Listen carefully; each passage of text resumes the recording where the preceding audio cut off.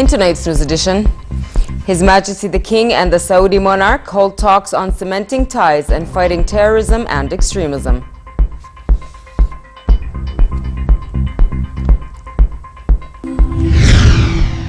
The lower house passes the draft state budget and the Prime Minister assures lawmakers that the deficit will decline due to lower oil prices.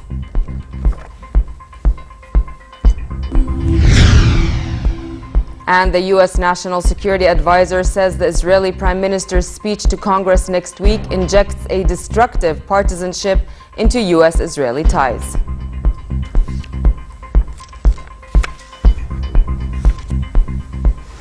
Good evening and welcome to the news at 10. His Majesty the King returned home after a brief visit to Saudi Arabia where he held talks with King Salman bin Abdulaziz. During the talks at the Royal Palace in Riyadh, the two leaders stressed the need to cement relations between the two countries in various fields to serve their common interests. King Abdullah said Jordan is interested in maintaining consultation and coordination with Saudi Arabia to serve pan-Arab and Islamic issues. He said the two countries should build on what had been achieved to further strengthen their partnership. He also hailed Riyadh's support to Jordan. On regional issues, the two monarchs stressed the need to intensify efforts at the Arab and Islamic level to combat terrorism and extremist organizations and work to fend off any attempt to distort the image of Islam and its value of tolerance. The meeting, held over a working lunch hosted by the Saudi monarch, also dealt with efforts to achieve peace in the region and the latest developments in the Arab parts of the world. King Salman led high-ranking Saudi officials, including Crown Prince Muqrin bin Abdulaziz, at a farewell ceremony for King Abdullah at the end of the talks.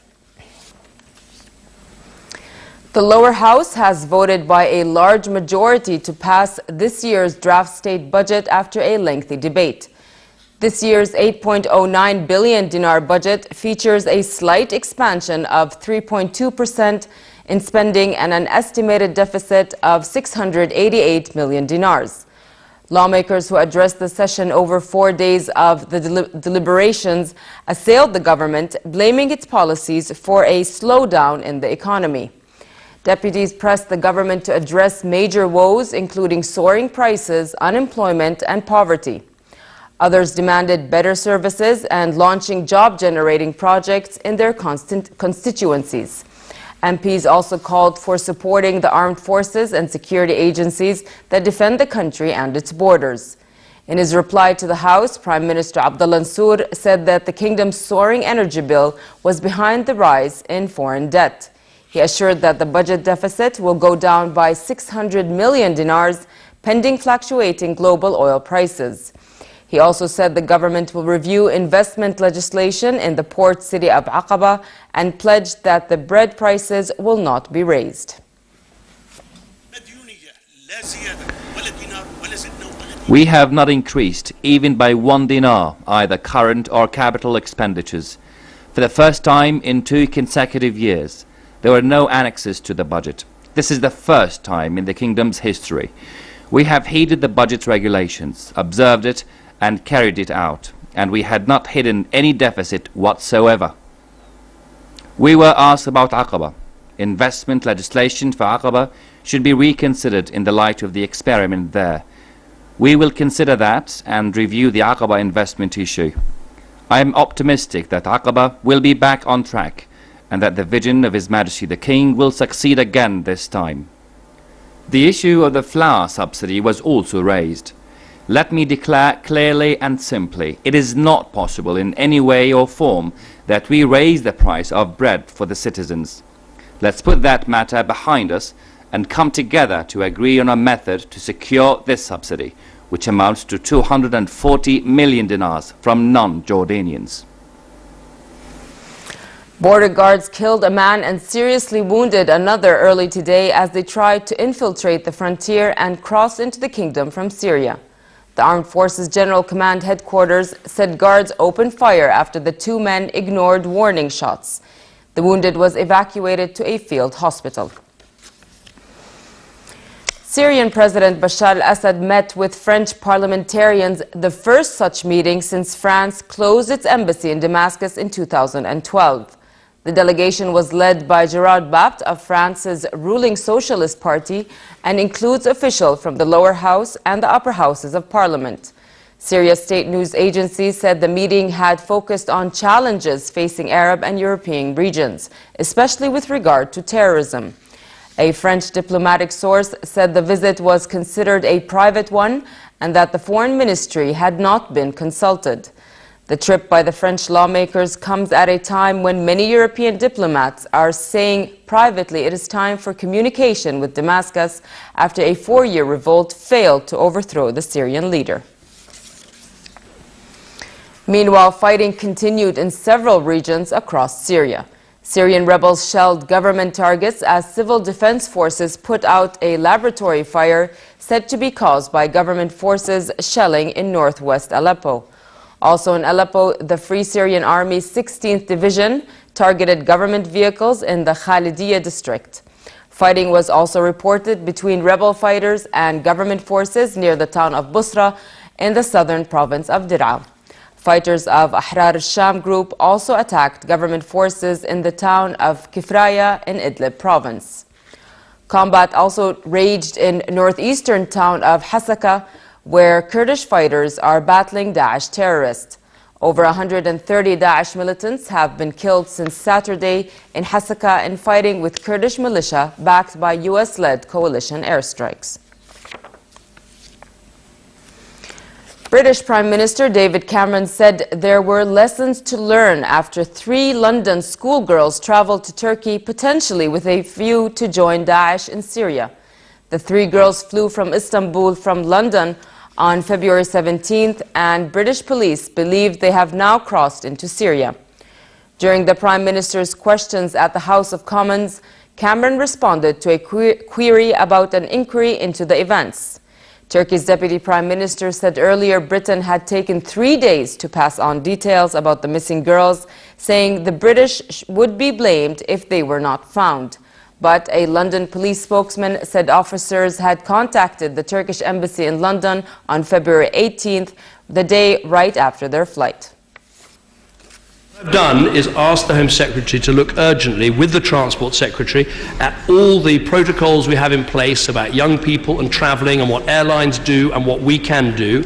My understanding is that the police did respond relatively quickly in terms of informing the Turkish authorities, and what the Turkish Deputy Prime Minister has said about a 3-day delay is not accurate, but there are always lessons to learn on this occasion. I suspect the lessons will be not just that we can tighten arrangements on aeroplanes and at our borders, but also we all have a responsibility. Schools, parents, families, communities, universities, colleges all have a responsibility to fight this poisonous radicalization of young people's minds.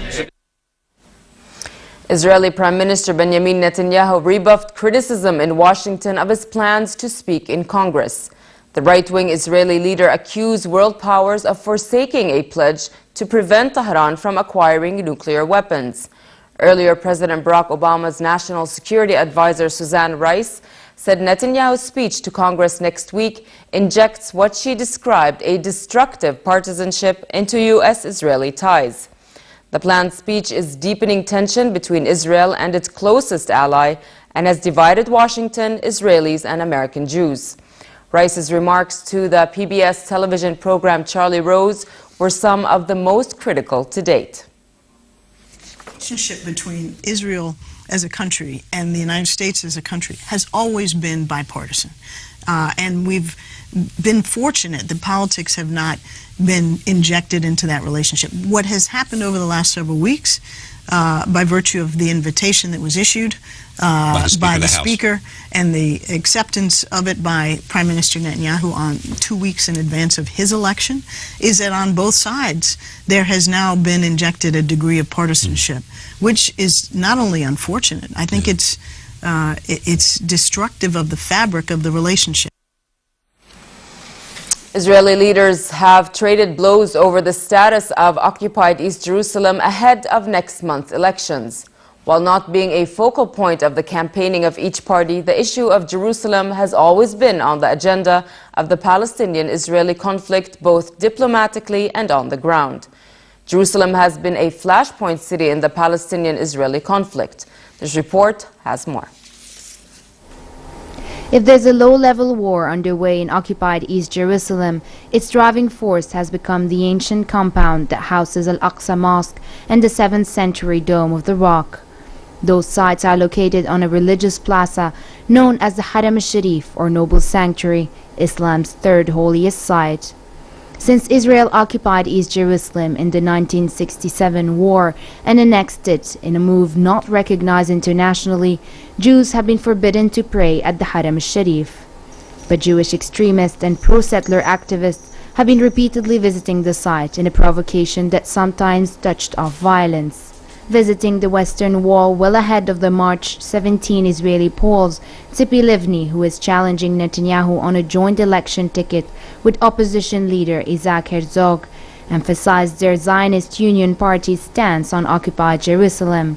Livni said Jerusalem will remain under Israel's sovereignty. Netanyahu criticized the party's statement, saying it would be impossible to keep control of Jerusalem if it were willing to let the Palestinians have a capital there. He also slammed his main challenger's position regarding Jewish settlements in occupied city, where his government had recently issued tenders for new settler housing units. Tzipi Livni recently said that she would negotiate on Jerusalem. Previously, in October, she condemned the construction we did in the Jewish neighborhoods in Jerusalem. She said it was irresponsible construction. I think this says everything. It says that the choice on March 17th is between a government of the Likud in my leadership that will stand against the many pressures we are under regarding Jerusalem and will continue to develop Jerusalem, and between the left government of Tzipi and Herzog that will crumble under the pressures. Tensions have persisted in the Holy City, where Israel has stepped up forced evictions and home demolitions of Palestinians and increased settlement building. The occupation authorities have sought to contain Al-Aqsa violence by limiting Palestinian access at times. Condemned by the United States and the European Union, Netanyahu has pushed ahead with settlement building in East Jerusalem, which heightens tensions, is illegal under international law, and makes it even harder to negotiate a two-state solution to the conflict. Many world powers support the Palestinian goal of setting up their own future capital in East Jerusalem. Farah Ajlouni for the news at 10. In the occupied West Bank, a Palestinian mosque was set on fire in the latest arson attack. No one was hurt, and the attack that took place in the village of Jaba near the town of Beit Lahem. Graffiti in Hebrew at the scene pointed to a right-wing, far-right Israeli group as being behind the attack. The extremist group known as Price Tag is responsible for scores of attacks on Palestinian targets since 2008. The term is often used by the group to mean the price the Israeli government will have to pay if it curbs Jewish settlements in the occupied West Bank or accepts a Palestinian state. The village mayor says it's another example of a systematic policy by Jewish settlers to steal Palestinian land and displace Palestinians. The village is close to a large area of Jewish settlements just outside of Beit Lahem. Back here at home, Her Majesty Queen Rania Al Abdullah honored supporters of the Jordan River Foundation during a thank you luncheon held in Amman. The Queen congratulated the Jordan River Foundation on the new premises, thanking donors for their support, which made the new building possible. Her Majesty said she had dreamt in 1995 of a project that would positively affect people's lives. She said the key to change was giving someone an opportunity. Queen Rania said the public and private sectors, together with donor organizations and private donors, have worked together to make a difference. She gave a special mention to the Jordan River Child Safety Program that has become a model on the Arab and global stage. A short film documenting the Jordan River Foundation's journey and success stories was presented. At its inaugural event in the northern city of Irbid, the USAID Jordan Local Enterprise Support Project Lens launched 12 new grants in targeted governorates to support the growth of micro and small enterprises, MSES. Deputy Assistant Administrator of the USAID Middle East Bureau, Muna Yaqubian, said the new grants in Irbid will support Jordanian MSES in promising sectors such as tourism and food processing. Yaqoubian added that U.S. aid remains committed to reach into Jordan's most valuable communities to restore hope for a prosperous future, adding this is the focus of the Lens project. The statement said USAID Jordan Local Enterprise Support Project currently operates in the governorates of Irbid, Zarqa and Amman, and it will expand into 2 other governorates this year. Under the free trade agreement, we've increased our bilateral trade from $400 million in 2002 to over $3.4 billion last year. And that trade is really evenly divided between imports and exports. We estimate that 50,000 well-paying Jordanian jobs were created as a result of the FTA. And now I think what we need to do is look at ways to expand the reach of the FTA. Currently, textile industries are the most predominant aspect of trade between our 2 countries, but it shouldn't be limited to that. Iran's elite Revolutionary Guard staged war games in the Strait of Hormuz. The exercises included a gunboat attack on a huge mock-up model U.S. warship. A ceremony marking the exercise was attended by commanders of the Guard as well as Parliamentary Speaker Ali Larijani. State TV showed a number of gunboats swarming the huge model warship and blasting it with missiles. Western navies also staged military exercises in the Gulf, saying they wish to guarantee freedom of navigation. Some 30% of all seaborne trade oil flows through the Strait of Hormuz, according to the U.S. Energy Information Administration.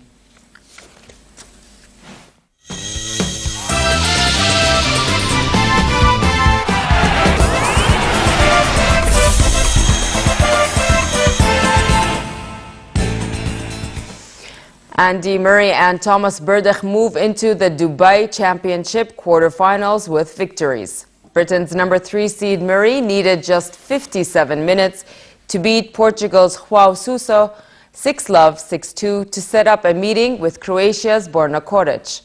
4th seed Berdych of the Czech Republic had a harder time against Italy's Simone Bolelli, needing 3 sets before running out the winner 7-6, 5-7, 6-love.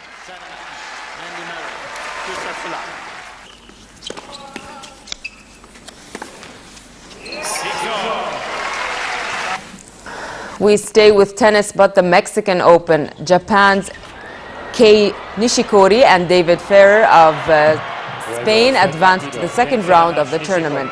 Top seed Nishikori beat Colombian qualifier Alejandro Gonzalez 6-3, 7-5 to go through to face Taiwan's Yen Sant Liu. Spanish number 2 Ferrer goes through to play Marinko Matsovic of Australia after beating the Netherlands' Igor Sisling 6-3, 7-6.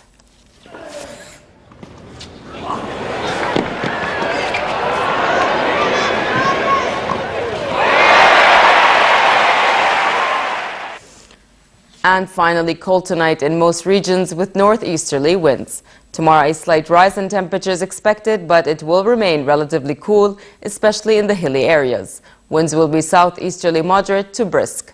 The Gulf of Aqaba should expect a chilly night and warm day tomorrow, with northerly dusty winds and slightly choppy seas. Next are the lows and highs for tonight and tomorrow.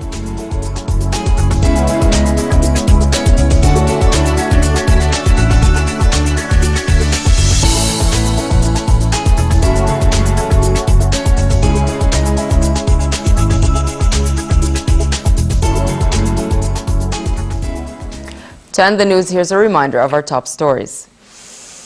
His Majesty the King and the Saudi monarch hold talks on cementing ties and fighting terrorism and extremism.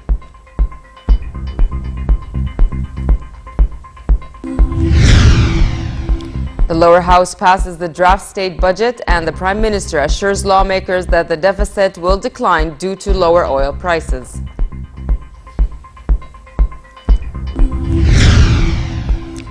And the U.S. National Security Advisor says the Israeli Prime Minister's speech to Congress next week injects a destructive partisanship into U.S.-Israeli ties. With that, we come to the end of tonight's news. I'm Nancy Khair. Thank you for watching. Have a good night.